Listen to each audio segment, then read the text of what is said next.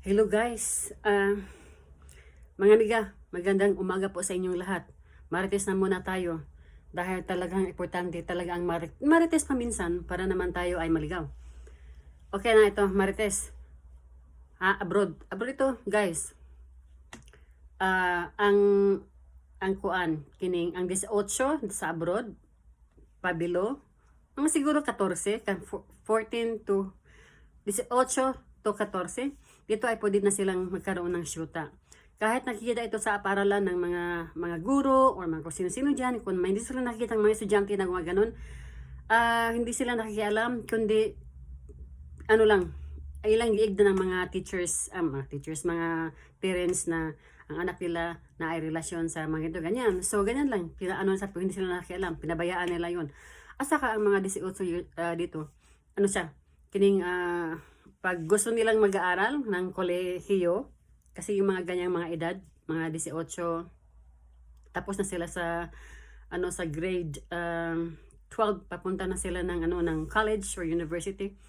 Pwede silang dili sila mo puyo silang ginikanan. Kuan sila guys, kining aware sila na pwede na silang mo separate, pero ang mga ginikanan dili yun na sila babalan. Pabayaan na sila. To kanabitang kabantay ka ng manang wings, let them fly in their own, diba? Yung wings mga ganyan. So pinabayaan na sila, pwede na silang mag-rent sa sa or kauban sila mga amiga mag-rent para kuan sa university. So pwede sila sana 100% na yun na siya diri sa gawa sa abroad.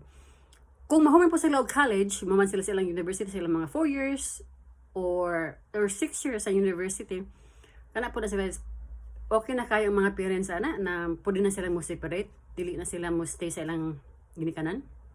Kaya kaba naman sila mitagtrabaho na nasa sweldo, na sila pambayad sa ilang mga bills. So, dili sila maghunahuna og kanang savings. Ang savings ang hula na usaw nila pag-survive, di ba?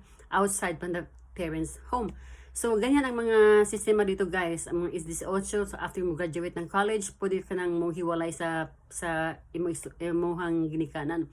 Maski pa nga mayroong mga pulo ka room sa bahay sa imong ginikanan, kanang mga bata di yun na sila magdepend ana. Mugawas yun na sila sa balay. Eh gusto silang mulupad silang sa kaugalingong pakpak, diba? Wings.